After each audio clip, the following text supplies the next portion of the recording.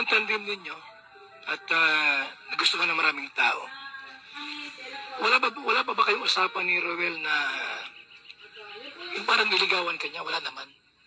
Nagpaparamdam siya. Meron na po kami usapan niya na nililigaw na po siya ngayon. Okay. Very good. Pero sabi ko po sa kanya na mas mabuti po nang unahin po muna namin yung goal namin na pagdating ng araw. Ayun, yung perfect time po. Kasi may basbas naman po ni Papa. Okay naman po kay Papa. Kaya malaki po ang tiwala niya ni Papa kay Roel. Tsaka nakikita po ni Papa na talagang seryoso po si Roel. At nakikita ko naman po yun. Na seryoso si Roel. Kung halimbawa, sukatin natin, meron sukatan tayo, no? Para malaman natin kung talagang may chance, may pag-asa si Roel. Mga ilang percentage si Roel na sasagutin mo pagka nanligaw sa'yo? 9%. Out of 10? Opo. So, mga kalingap, mga kaibigan, napakaswerte ni Roel, no? Napakapalad po kasi. Hindi na siya ganun maghirap para ligawan pa. Kasi mga sa mga kaibigan, no? Maganda kasi meron kayong friendship bago magligawan. Meron kasi iba dyan na, di ba, kilala, liligawan agad. At least ilan buwan kayong naging magkaibigan ni Roel at Malalag? Medyo matagal na din. Matagal na, no? Simula po nung nagkaroon ng love. Pero hindi mo pa siya sinasagot. Hindi pa naman. Hindi pa? Kasi may pangako pa po kay Papa na. Mga ilang buwan pa bago mo sasagot? Siguro pag po. nag-18 ka siguro?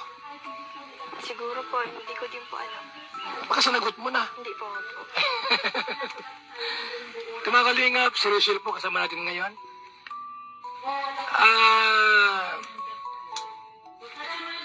Kunting alam lang kay Roel of Malalag. Bilang isang Rochelle, nakilala mo si Roel, sino siya sa'yo pagkakilala si Roel of Malalag? Ano po? Maunawain po. Maunawain?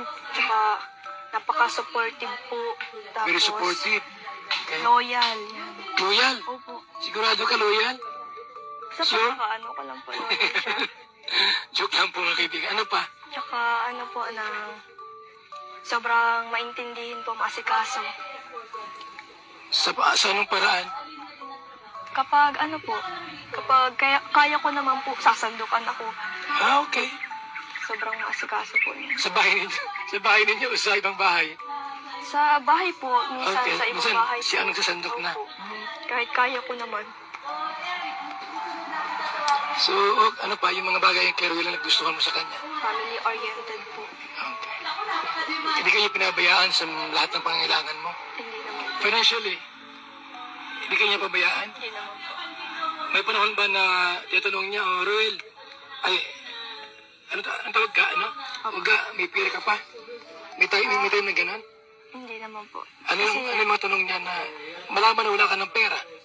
Ikaw ang nagpaparamdam o siya ang nagpaparamdam? Hindi naman po ako nasabi kasi sobrang laki na po ng tulong niyo sa amin. Hindi, may panahon minsan mga wala ka ng pera. May panahon ba na ikaw ang nagsasabi o siya ang kusang nagtatanong sa'yo? Kinakamusta niya lang po ako. Na? Kung kamusta daw yung kalagayan namin. Pero di ko naman po sinasabi na wala kami pera kasi kaya naman po siguro gawa ng paraan po. Wag na lang po. Kasi pag yung, di ba pag kayong masyadong close na baga, yung isang magkaibigan, di ba kahit anong bagay po makalingap? Financial, emotional, family, friends, di ba yung very close yung relationship. Minsan yung financial, minsan kung may pera ka pa dyan, baka wala ka ng pera. Dumating ba sa panahon mayroong ganung tanong si Roel of Malalag mo yung ipaparamdam ka sa kanya? Hindi po. Wala pa sa ganon? Wala po sa ganun. Siguro po sa mga problema, sa mga bashers, siguro po. Lagi po ako nagsasabi sa kanyang ganun. Tapos siya naman din po, nakwento na din po siya sa akin about po doon. Yun lang po. Pero kung about po sa pera, hindi po kami nag-uusap. Di ba nag-uusap niyan? Wala kayong savings? Wala kayong yung joint savings? Wala pa sa bangko? Wala po. Wala kayong pinag-uusapan noon na Wala po. Michelle, total mayroon akong channel, may channel ka na, joint account tayo. Wala pang gano'n. Wala pa po kami na pag-uusapang about dyan. Kasi Sabi niya malimit sa ba kami akin, ngayon?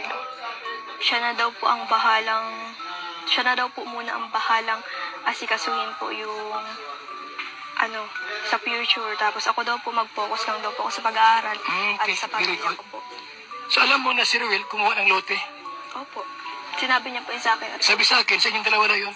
sabi niya po, Ito mga kalingap ba, mga kaibigan? Bumili po ng lote si Ruel para sa inyong dalawa. sabi Sabi niya, sa akin, narinig ko eh. opo. So sana hindi na kayo magkakahiwalay ko sakali man. Nasagutin mo siya. Ay kayo pa rin hanggang sa huli. Basta lang po siguro, tiwala lang po sa isa't isa, tsaka isentro lang po lagi si Lord.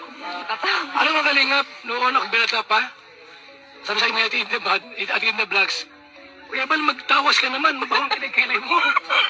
Normal may sa mga binata. Opo, siguro po, Normal sa mga binata, mga pag hindi kilikili. po ako nakatiis, siguro magsasabi po ako.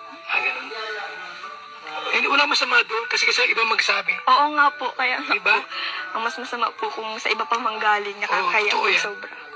At least po sa akin ang galing. Sinabi mo ng buhok kilikili niya, hindi pa man. Hindi. Alam mo kalingap, mga kaibigan, tapat yan si si Ate Edna Vlogs noon. Pag kami ang mga kilikili ko, magtawas ka naman, medyo nangangamoy na. Tapos pag medyo mabaho ng hininga, mag-toothbrush ka naman. Diba? Nakakatawa. Oo, Pero seriously. totoo naman po. Totoo, diba? Mas maganda po. Sabihin mo yung tapat. Tsaka po na